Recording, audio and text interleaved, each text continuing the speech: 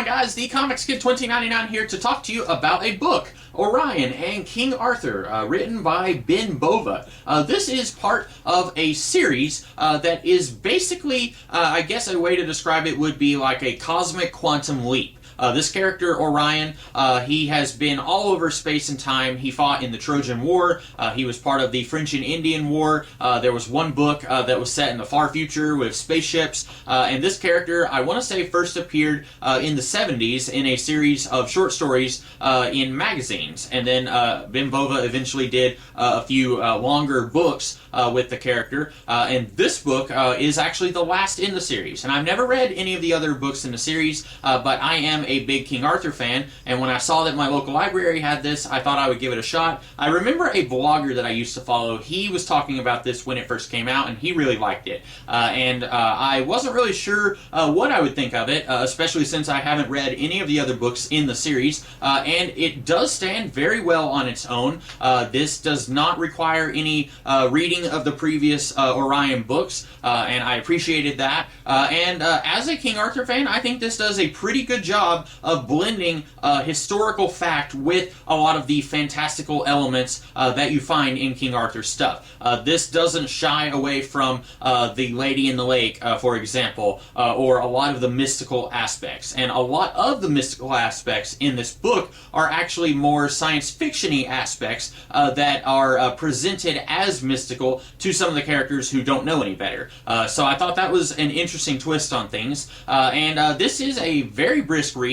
This book is about 350 pages, but the chapters are short, and that is a surefire way to get me to read a book. It might be a 10,000 page book, but if the chapters are less than 10 pages each, then I'm going to be able to eventually finish the book. But if you got a chapter that's like 50 or 75 pages long, there's a good chance I'm never going to finish reading that book because I'm going to get overwhelmed at the amount of reading that I'm going to have to do all in one setting. I don't really want to stop in the middle of a chapter, so I prefer books with shorter chapters. And so it helped with this that it's actually divided into sub-books. I think it's like book 1, book 2, and book 3 all in this volume, but then each book has smaller chapters, and none of those chapters are very long at all.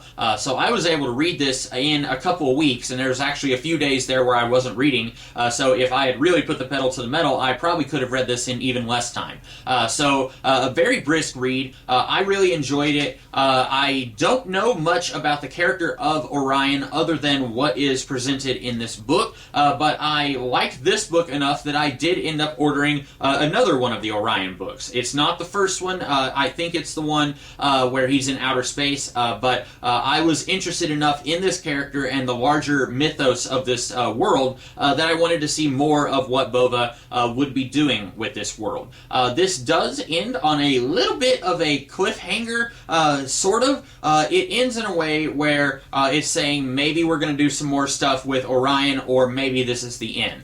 He has, I guess, slight spoilers. There is something kind of akin to a happy ending here, but it also says maybe there's more to come. And unfortunately, Ben Bova died in 2020, so unless someone publishes the unpublished works of Ben Bova and we get to see notes or something like that on what he would have done, then we will not know what was in store for the character of Orion after this. And I read somewhere, that blogger that I mentioned who talked about this book, I think he said that this book, what is collected here, was actually published in shorter installments in a magazine, very much like how the character of Orion originally appeared in smaller installments in a magazine in the 70s. And that makes a lot of sense, because one thing I did struggle with a little bit is that, for example, the character of Orion, he is sent on these missions, his Quantum Leap-esque missions, by these people called the Creators, and they are basically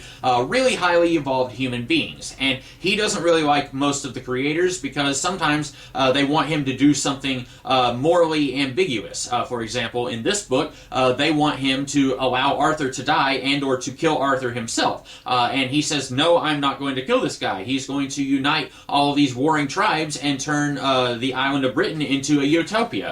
I'm not going to kill this kid like you want me to. And so at different points, he will think to himself, I wonder if Merlin is actually one of the creators in disguise. And then like 30 pages later, he'll say, I wonder if Merlin is actually one of the creators in disguise. And it's repeating information that you have seen earlier in the book. And there's nothing wrong with a book repeating something for an audience, especially if it's a longer book. Maybe the audience forgot it. Maybe the audience isn't going to burn through the book as fast as I did, and so maybe they forgot something. But this is definitely treated like this was an episodic thing that was all collected into this book later on. And so maybe someone is picking up issue 350 of this magazine and reading part of Orion and King Arthur, but not the whole thing.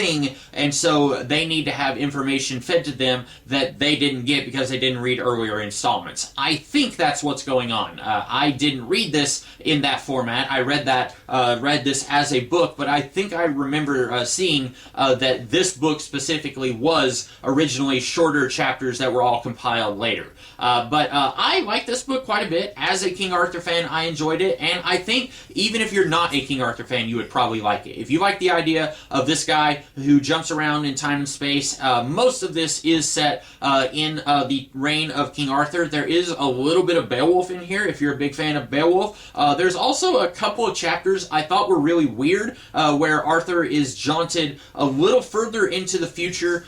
There's one part where it's Britain is at war with Spain, and that might have been like the 1500s, and then there's one part that's World War II, just like one short chapter for each of those. I thought those were weird, and I think I understand what's going on with those, but I'm not entirely sure. But overall, I did really like this book. At times, like I said, I would get a little frustrated whenever Orion would once again say something that he had said several times to the audience already, but I understand it. But I like this so much that I went ahead and ordered another book in the Orion series. I am sad that Ben Bova passed away before he could do more with this, because it does seem like he was hinting at something more that was going to be done with the character, and I won't spoil what that was, but I really enjoy this. So I hope you guys like this video, and I will see you guys in the future with more videos. In the meantime, have a great rest of the day. Catch you later.